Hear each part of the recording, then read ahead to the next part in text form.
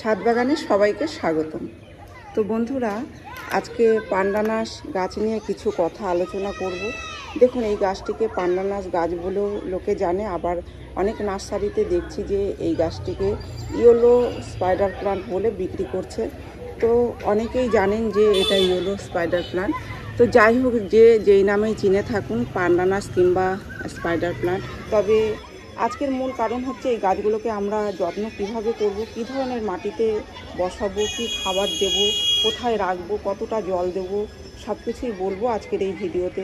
এখানে দেখুন যে স্পাইডার প্লান্টগুলো রয়েছে কিংবা পান্ডানাস গাছ রয়েছে। তো এই গাছের আমরা যত্ন করব কিভাবে, তো এই গাছের যত্ন কিভাবে করব, কী ধরনের মাটিতে এই গাছ বসাবো, কোথায় রাখবো, কতটা জল দেবো, সব কিছু বলবো আজকের এই ভিডিওতে। তো এখানে যে গাছগুলো রয়েছে দেখুন, অনেক হেলদি, অনেক ভালো গ্রো করেছে, আর সারা বছর থাকে এই গাছগুলো, শীতেও নষ্ট হয়ে যায় না। বছরের পর বছর ধরেই এই গাছগুলো আমাদের সাথে থেকে যাবে।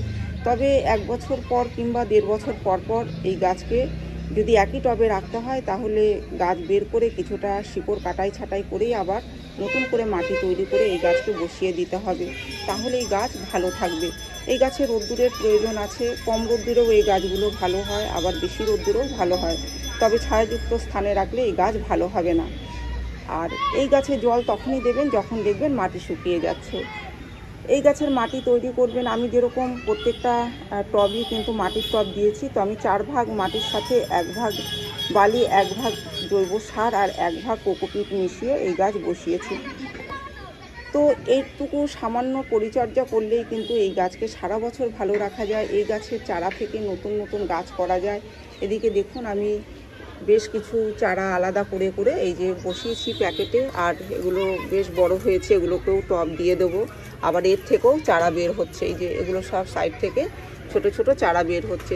তো এইভাবে যদি আমরা চারা আলাদা করে করে অন্য অন্য টবে বসাই, তাহলে এক থেকে অনেক গাছ করা যায়। আমি একটি গাছ কিনে এনেছিলাম, আর এখন আমার কাছে এতগুলো গাছ রয়েছে। এছাড়াও ছাদে আরও গাছ রয়েছে। আমি একটা খোলা ব্যালকনিতে রেখেছি, খোলা বলতে এখনও রেলিং বসেনি।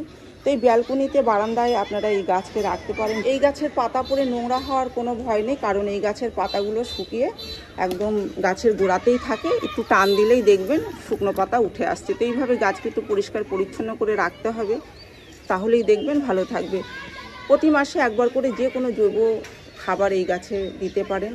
তবে গাছ বসানোর 2-3 মাসের মধ্যে কোনো খাবার দেবেন না, কারণ 1 ভাগ জৈব সার দিয়ে যে আমরা এই গাছ বসাচ্ছি, এই খাবারটা খেতেই গাছের অনেক দিন সময় লেগে যায়।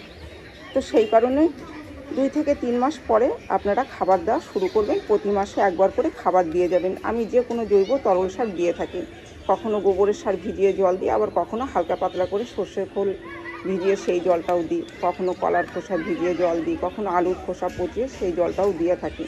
তো এইভাবেই গাছে খাবার দিয়ে যেতে হবে, আর গাছ এইরকম কিন্তু সুন্দর সুস্থ থাকবে।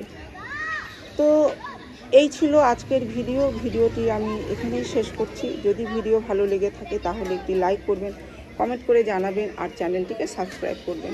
আপনারা গাছ লাগান, ভালো থাকুন, সুস্থ থাকুন। দেখা হবে পরের ভিডিওতে।